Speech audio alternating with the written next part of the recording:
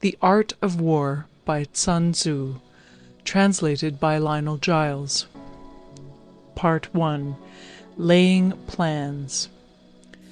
Sun Tzu said, "The art of war is of vital importance to the state.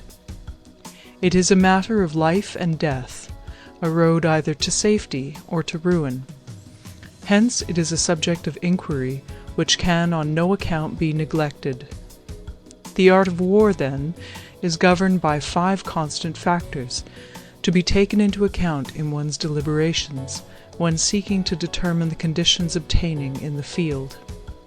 These are 1. The moral law, 2.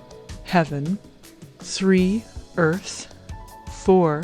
The commander, 5. Method and discipline. The moral law causes the people to be in complete accord with their ruler, so that they will follow him regardless of their lives, undismayed by any danger. Heaven signifies night and day, cold and heat, times and seasons. Earth comprises distances, great and small, danger and security, open ground and narrow passes, the chances of life and death. The commander stands for the virtues of wisdom, sincerity, benevolence, courage, and strictness.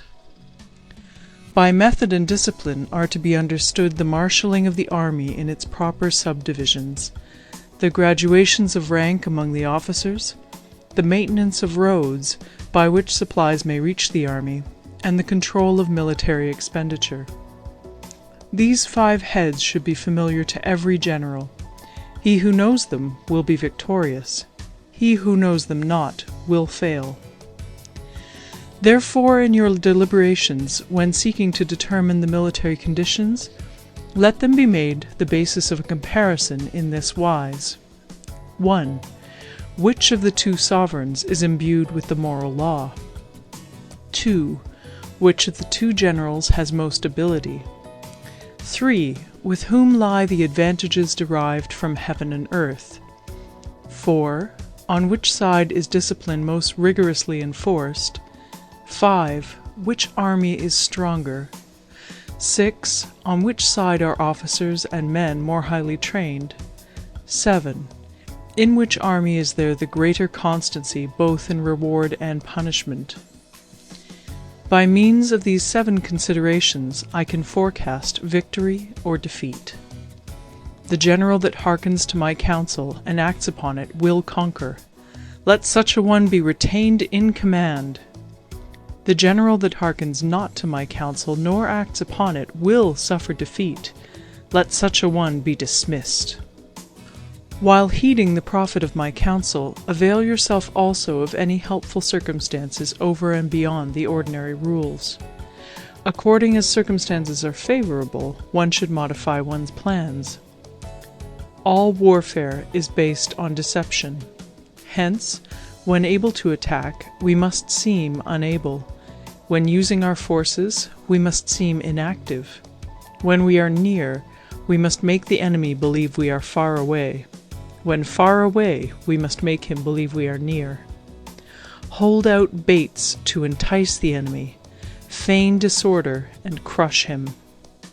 If he is secure at all points, be prepared for him. If he is in superior strength, evade him. If your opponent is of choleric temper, seek to irritate him. Pretend to be weak, that he may grow arrogant. If he is taking his ease, give him no rest. If his forces are united, separate them.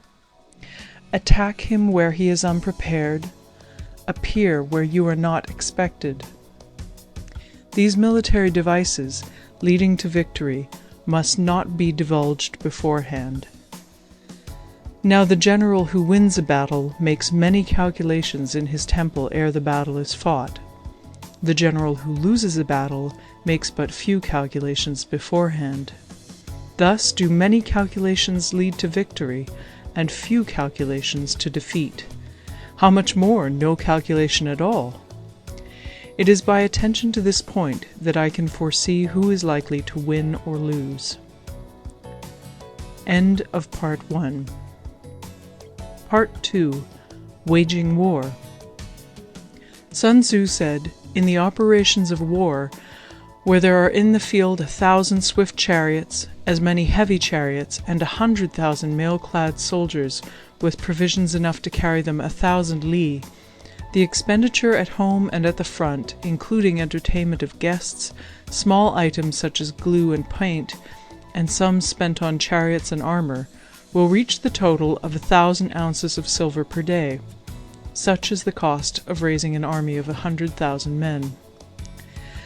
When you engage in actual fighting, if victory is long in coming, then men's weapons will grow dull and their ardor will be damped. If you lay siege to a town, you will exhaust your strength. Again, if the campaign is protracted, the resources of the state will not be equal to the strain. Now, when your weapons are dulled, your ardor damped, your strength exhausted, and your treasure spent, other chieftains will spring up to take advantage of your extremity. Then no man, however wise, will be able to avert the consequences that must ensue. Thus, though we have heard of stupid haste in war, cleverness has never been seen associated with long delays. There is no instance of a country having benefited from prolonged warfare.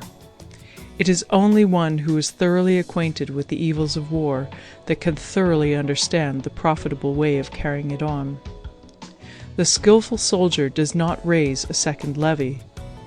Neither are his supply wagons loaded more than twice. Bring war material with you from home, but forage on the enemy. Thus the army will have food enough for its needs. Poverty of the state exchequer causes an army to be maintained by contributions from a distance. Contributing to maintain an army at a distance causes the people to be impoverished. On the other hand, the proximity of an army causes prices to go up, and high prices cause the people's substance to be drained away.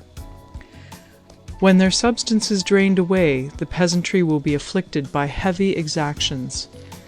With this loss of substance and exhaustion of strength, the homes of the people will be stripped bare, and 3/10 of their income will be dissipated, while government expenses for broken chariots, worn-out horses, breastplates and helmets, bows and arrows, spears and shields, protective mantles, draft oxen, and heavy wagons will amount to 4/10 of its total revenue. Hence, a wise general makes a point of foraging on the enemy. 1 cartload of the enemy's provisions is equivalent to 20 of one's own, and likewise a single picul of his provender is equivalent to 20 from one's own store. Now, in order to kill the enemy, our men must be roused to anger. That there may be advantage from defeating the enemy, they must have their rewards. Therefore, in chariot fighting, when 10 or more chariots have been taken, those should be rewarded who took the first. Our own flags should be substituted for those of the enemy, and their chariots mingled and used in conjunction with ours. The captured soldiers should be kindly treated and kept. This is called using the conquered foe to augment one's own strength. In war, then, let your great object be victory, not lengthy campaigns. Thus it may be known that the leader of armies is the arbiter of the people's fate, the man on whom it depends whether the nation shall be in peace or in peril. End of Part 2.